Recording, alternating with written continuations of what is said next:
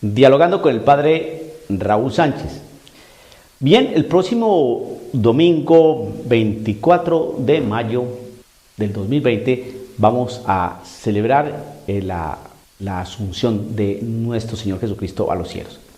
Y dentro de la misa, en la liturgia de la palabra, desde luego vamos a proclamar el Evangelio según San Mateo en su capítulo 28, verso 16 al 20. ¿Qué dice este corto pasaje del Evangelio de Mateo? Por su parte, los 11 discípulos partieron para Galilea, al monte que Jesús les había indicado.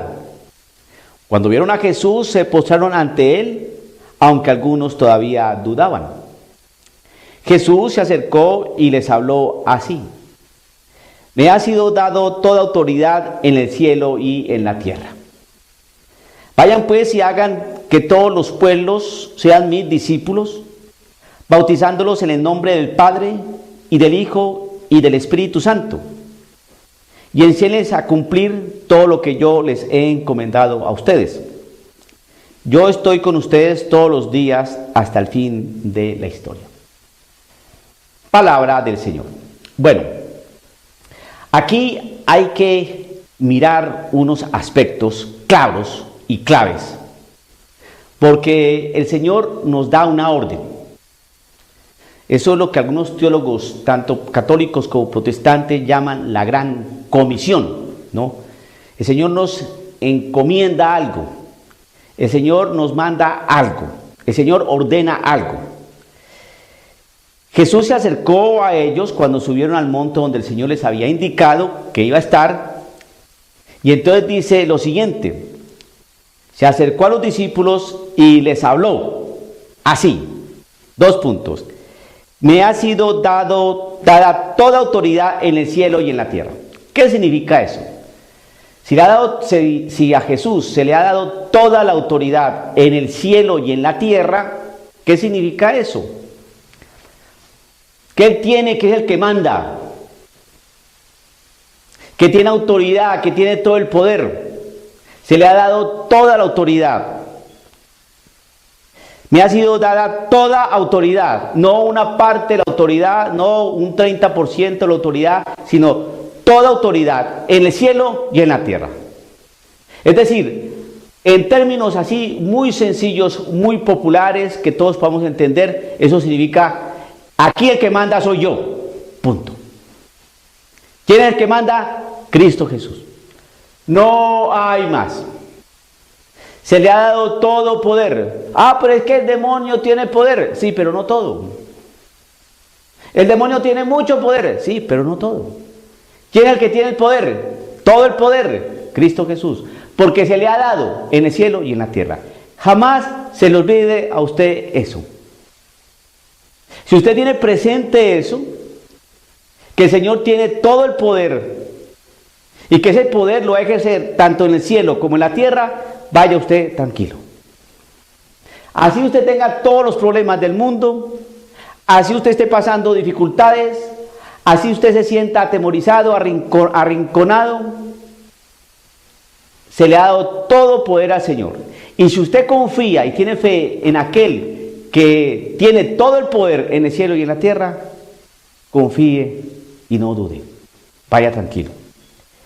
Y entonces cuando los discípulos escucharon eso, que se le ha dado todo el poder a Jesús en el cielo y en la tierra, entonces siguen escuchando algo que el Señor les dice: vayan pues y hagan. Es una orden: vaya pues y hagan. Si quieren ir, si desean hacer, si les nace, miren a ver si concuerdan, conciertan, convenian ir.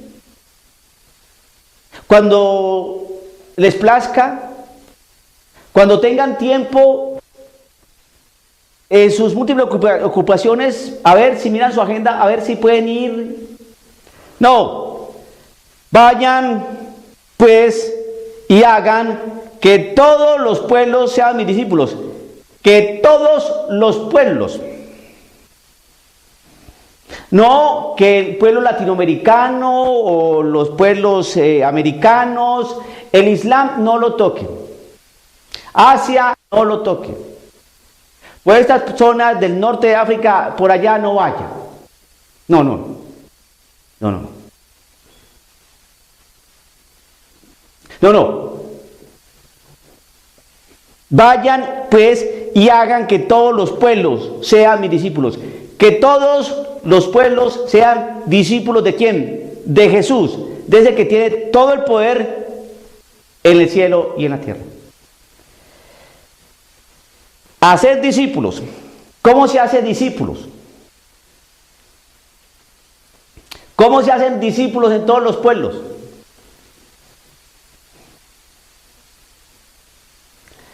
Simplemente con el testimonio, no. No, no. No, porque si yo soy muy buena persona, soy muy amable, pues un ateo es una persona muy amable y muy buena persona. ¿Cómo uno hace discípulo a alguien? A ver, ¿cómo yo voy a aprender matemáticas en una escuela? Veo al profesor que me hace entrar a un salón de clase, me sienta y empieza a escribir en el tablero o la pizarra una serie de cifras, números, cálculos, divide, multiplica, raíz cuadrada, logaritmos, un montón de cosas allí, y yo estoy sentado allí, estoy viendo. Y entonces digo, oh, ese es un gran matemático. ¿Qué números? ¿Qué cálculos? No entiendo absolutamente nada, pero escribe bonito los números. No, ese maestro tiene que enseñarme qué es lo que está haciendo allí. Si es una multiplicación, si es un cálculo compuesto, es una integral, es una raíz cuadrada. ¿Qué es lo que me está enseñando? ¿Qué es lo que me está escribiendo? Tiene que explicarme. Porque por ahí hay algunos muy poéticos, muy románticos, que es que si tienes que hablar, pues habla. El testimonio es suficiente. No. Uno para ser discípulo primero tiene que hablar. Jesucristo era una gran persona y derrochaba bondad y riqueza espiritual, pero hablaba, les enseñaba, se sentaba en el monte y les decía, les hablaba, les explicaba las parábolas en privado, hablaba, hablaba, hay que hablar, hay que hablar. Hay que hablar. Y cuando se habla, pues está obedeciendo a Cristo Jesús, que nos dice que vayan a ser discípulos a todos los pueblos. Ya hay que ir a todos los pueblos. No vamos a ser tan románticos y poéticos. Tal vez tu pueblo sea tu propia familia. El Señor no te está mandando al África, ni a la India. Tal vez allí los tuyos, los de tu casa, sean tu pueblo y esos tienes que evangelizar.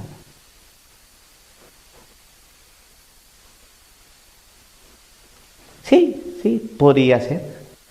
Pero no seamos románticos. Aquí es un mensaje claro. Y eso se cumplió. Eso se cumplió. Cuando hablan de que una iglesia en salida, y uno dice, y es que siempre ha estado en salida. Yo cuando escuché esa frase a mí me digo, ¿y eso por qué lo están diciendo? Y le voy a explicar por qué. Que hay una iglesia en salida. Cuando el Señor Jesucristo dijo esto, estaba en Jerusalén. Nosotros tal vez aquí estábamos en Guayuco, pescando en el río, comiendo yuca y colgándonos de unas lianas y adorando que se ve a la luna o a la montaña. ¿Quién sabe cómo estaríamos acá hace 2000 años? Pero una cosa sí es bien clara, que el Evangelio aquí no había llegado. Y entonces cuando el Señor dijo, vayan, pues desde ahí empezó una iglesia en salida. La iglesia siempre ha estado en salida. Si no, nosotros no seríamos cristianos. Porque después de ese mandato, estos hombres fueron a diferentes lugares. Recorrieron toda esta zona de Judea, que no es muy grande. Pasaron a Grecia, toda esa zona ¿de qué? Del Mediterráneo, norte de África. Después se fueron para el norte de Europa. Y después de muchos años, en virtud del descubrir el nuevo mundo, vinieron acá. Y entonces vinieron los misioneros, los dominicos, los jesuitas, los franciscanos. Siempre la iglesia ha estado en salida.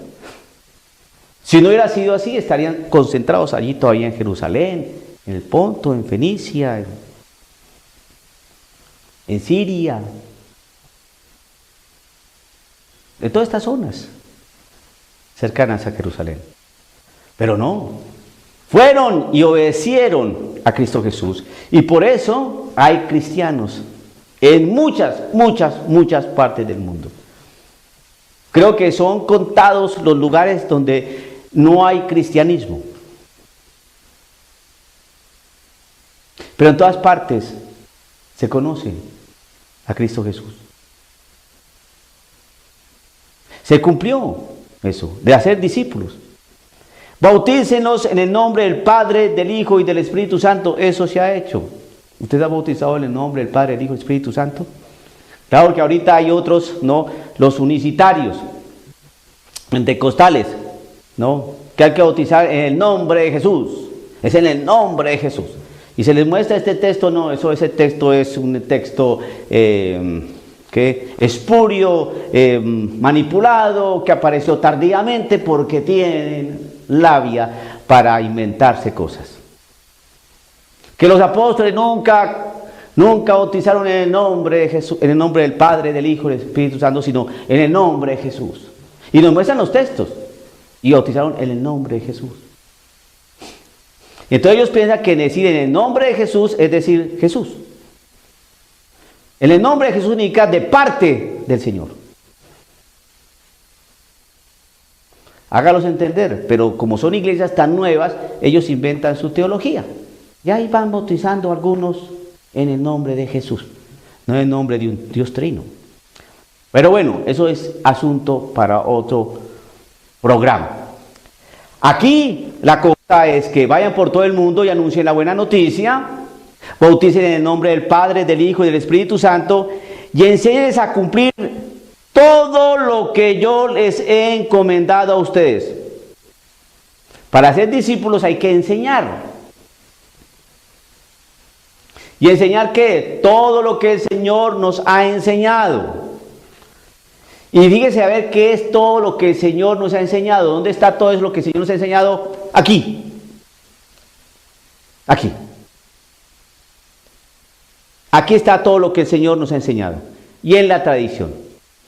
Por lo tanto, cuando nos vengan a enseñar cosas que no están aquí ni en la tradición, piense muy bien que esa persona no está cumpliendo lo que el Señor mandó hacer y a decir. Si alguien está enseñando cosas que el Señor no nos ha enseñado, Padre, pero ¿dónde podemos saber las cosas que el Señor nos mandó a enseñar? Todas esas cosas que el Señor nos mandó a enseñar, ¿dónde están? Aquí y en la tradición. Lo que custodia el magisterio de la Iglesia Católica. Cualquier cosa que no esté en la Biblia, que no esté en la tradición, sino que sea una cosa novedosa, mucho cuidado con eso. Usted ve el libro del Levítico, ve el libro del Deuteronomio, mira Corintios, mira el libro de Mateo, y ahí nos dicen, ojo, que las relaciones entre personas del mismo sexo eso es pecado, eso está prohibido. Hoy, ¿qué nos enseñan? Y por parte de curas. ¡Ah!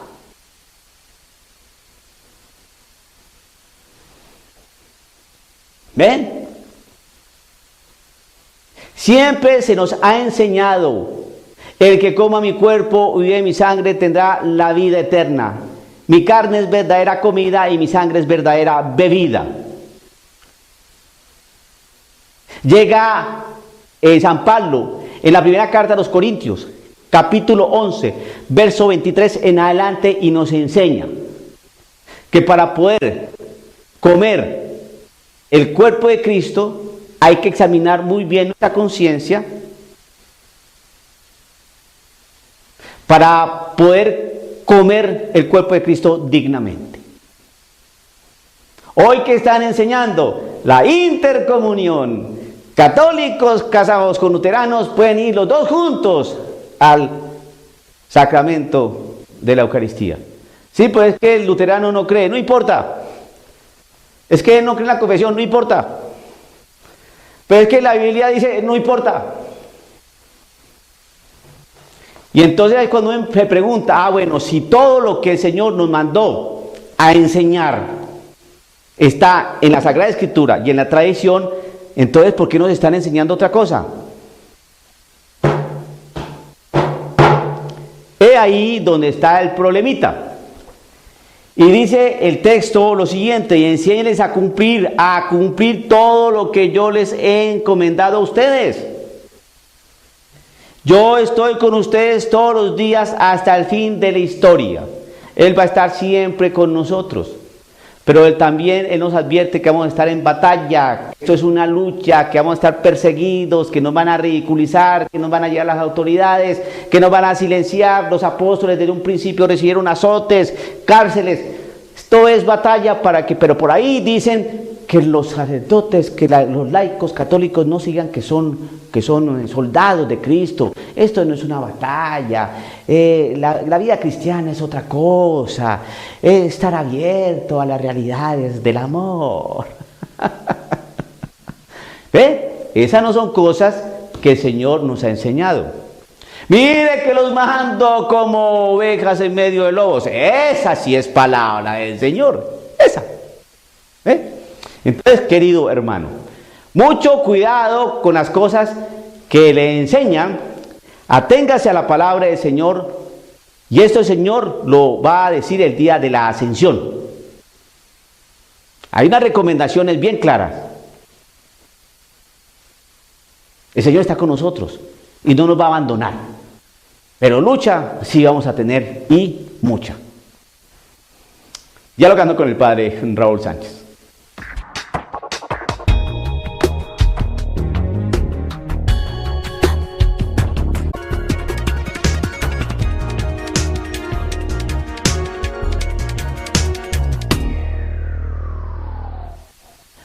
Dialogando con el padre Raúl Sánchez, un documento muy importante, ya de 113 años tiene este documento, la encíclica Pascendi del sumo pontífice San Pío X, sobre las doctrinas de los modernistas. Esta encíclica fue escrita en el año 1907, estamos en el 2020, es decir que esto tiene un siglo y 13 años.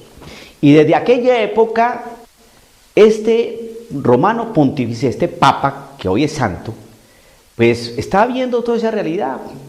Y estaba absorbiendo los aires y las atmósferas pestilentes, ¿no?, y enrarecidas que están soltando los modernistas.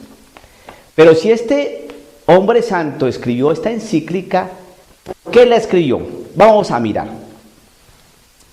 Gravedad de los errores modernistas.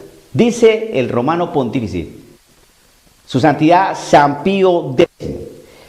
Pero es preciso reconocer que estos últimos tiempos ha crecido en modo extraño el número de los enemigos de la cruz de Cristo, los cuales con artes enteramente nuevas y llenas de perfidia se esfuerzan por aniquilar las energías vitales de la Iglesia y hasta por destruir totalmente, si les fuera posible, el reino de Jesucristo.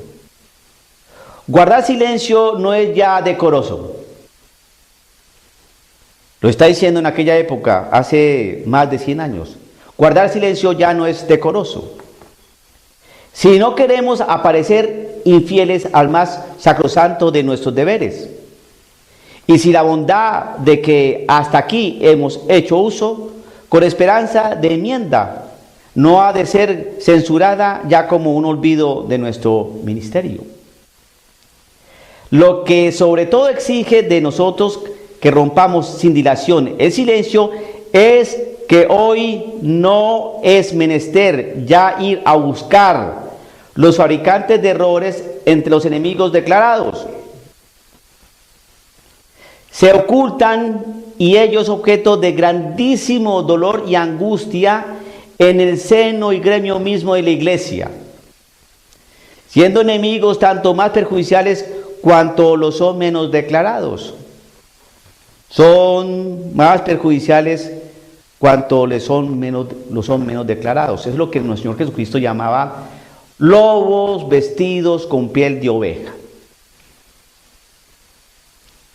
Si alguno de esos lobos, porque no son todos, pues si hay alguno de esos lobos con mitra, con báculo, con clergyman, con sotana, con ribietes morados, con su pectoral, aullando.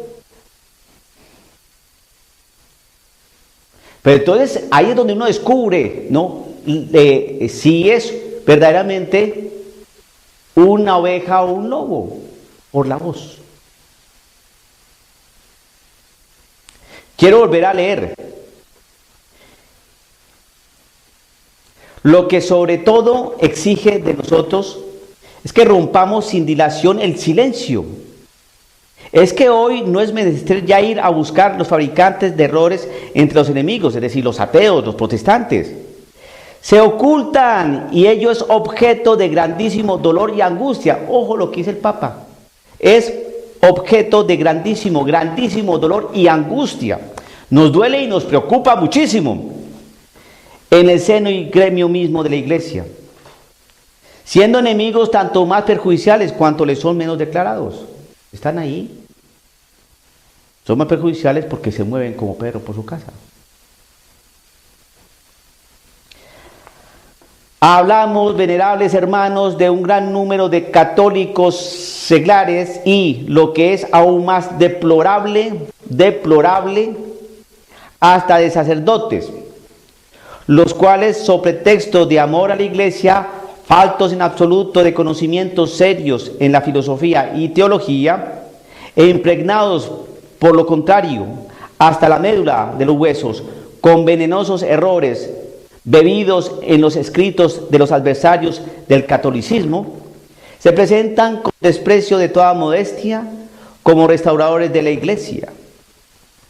Y apretada falange asaltan con audacia todo cuanto hay de lo más sagrado en la obra de Jesucristo, sin respetar ni aun la propia persona del divino Redentor, que con sacrílega temeridad rebajan a la categoría de puro y simple hombre. No. Jesús no hizo milagros. Jesús no multiplicó panes ni peces. Eso no es magia. Jesús no caminó por el agua. Jesús no multiplicó, Jesús no convirtió las tinajas de agua en vino. No. Jesús no tuvo diálogo con el demonio. Jesús no hizo exorcismos. No. Esos son géneros, maneras de lenguaje, expresiones de una cultura. El hagiógrafo no quiso decir lo que quiso decir. No. Hoy nosotros, Queiruga, Pagola, Casper, Marx, tenemos la palabra, tenemos saber más. Ustedes van a creer en lo que escribieron los apóstoles. Pero es que ellos dicen que vieron y oyeron. Por favor. Nosotros, 2000 años después, vamos a explicarles qué es la resurrección. Vamos a explicarles qué fue esto de que Jesucristo multiplicó panes y peces. Nosotros, Queiruga, Pagola, Marx, Casper y otros que no vinieron hoy, pero nosotros lo representamos. Vamos a decirles cómo es la doctrina. No podemos olvidar aquí a este sacerdote tan querido, Sosa. Él nos enseñó que como en aquella época no había grabadoras, pues no sabemos si Jesucristo dijo lo que dijo o hizo lo que hizo. Lo que sí aprendimos de este iluminado Sosa es que el demonio no existe, es una realidad simbólica. Por eso es que el nuevo obispo el arzobispo de Bogotá, Colombia, por eso él dice que él no cree mucho en el demonio. ¿Ven? ¿Quiénes son todos esos? Son personas, sacerdotes, obispos, cardenales y teólogos que están dentro de la misma iglesia y dicen todo eso. No podemos olvidar a James Martin. El Señor dijo, varón y mujer los creó desde el principio, pero James Martin dice, pero ahora yo les digo, no, hombre y hombre, y mujer y mujer.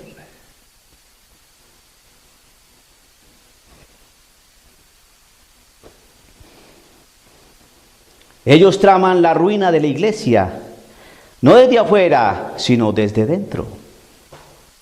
En nuestros días el peligro está casi en las entrañas mismas de la iglesia y en sus mismas venas. Y el daño producido por tales enemigos es tanto más inevitable cuanto más a fondo conocen a la iglesia.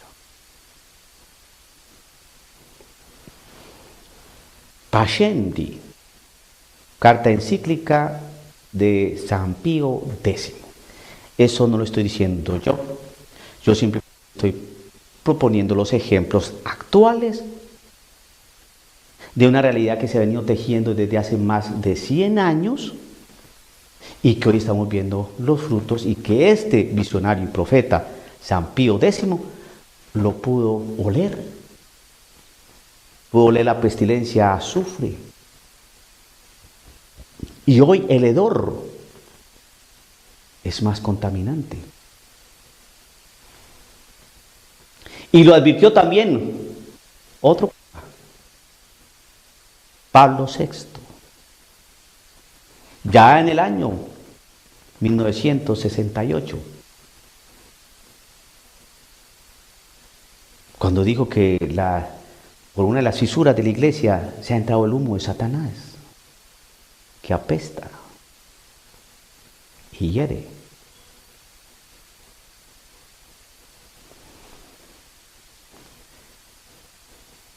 ¿Qué es lo que hago yo como sacerdote? Me estoy ciñendo simplemente a un documento pontificio, no lo estoy inventando yo, está allí. Estoy citando a 2 papas y observando la realidad. Observo que tanto San Pío X como San Pablo VI tenían toda la razón. Y hoy nosotros estamos muy confundidos, porque es desde el mismo seno de la iglesia, en el mismo seno de la iglesia católica, es donde hay unos cuantos lobos. Denunciar esto causa un malestar impresionante. Impresionante. Pero si lo estaba denunciando un papa hace años, pues es mi deber seguir haciéndolo, porque hoy es más gravoso todavía.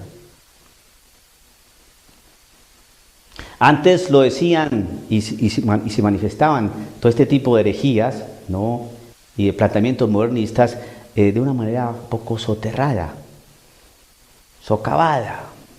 Hoy no, hoy se dice abiertamente. Dígame, señor obispo, ¿usted considera que todas estas realidades que estamos viendo ahora con el coronavirus es producto de la acción directa del demonio?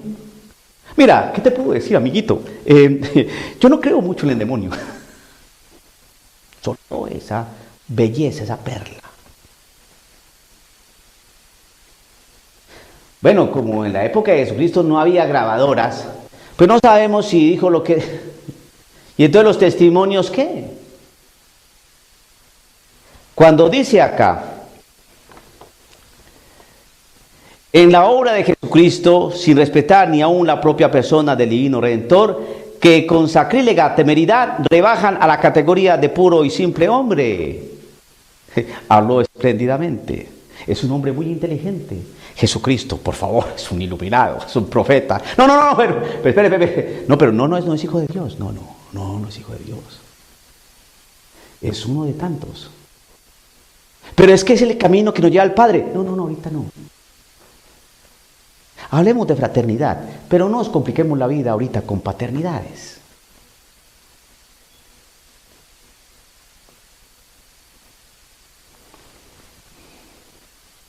Jesucristo no es uno más. Jesucristo es Dios, hecho hombre. Es la imagen visible del Dios invisible. El que ha visto a Cristo Jesús, ha visto al Padre. Porque el Padre está en Jesús y Jesús en el Padre. Eso es doctrina católica. Pero como a algunos se les ha ocurrido arreglarle la plana al Señor, entonces uno dice, ¿y el magisterio entonces qué? No, es que el dogma evoluciona. Empiezan a esos enredos y esos contubernios teológicos que hacen. No, este Papa se dio cuenta de lo que estaba pasando y hoy estamos recogiendo ya los frutos. Por eso la iglesia hoy está dividida por los que creen y por los que no creen. Entonces, para hacer esto más sofisticado, más elegante, más intelectual, entonces dicen, no, lo que pasa es que los modernistas, no, lo que pasa es que los tradicionalistas, no, lo que sucede es que los conservadores, no, lo que pasa es que los liberales, no, lo que sucede es que los de izquierda, no, lo que pasa es que los de derecha. No, eso no es así. Lo que pasa es que la iglesia se dividió entre los que seguimos creyendo y los que dejaron de creer. Y los que seguimos creyendo nos llaman integristas, conservadores, enemigos del Papa, inquisidores. Se quedaron en el medioevo. No han podido entender la evolución de la humanidad, los cambios propios de la cultura. Pobrecitos. Es que son reconciliares. No han podido asumir todavía el espíritu del Concilio Vaticano II y toda suerte de marañas, ¿no? Y elucubraciones que no tienen sentido. No, aquí la cuestión es de fe. ¿Creemos o no creemos en Cristo Jesús? O sí, o no. Pero no hagamos ese tipo de mezcolanza. Y aquí este romano pontífice, su santidad San Pío X, fue muy claro. Muy claro. Ellos traman la ruina de la iglesia no desde fuera, sino desde dentro. Es muy claro. Lo dijo este Papa, yo lo creo así y lo estamos viendo. Dialogando con el padre Raúl Sánchez.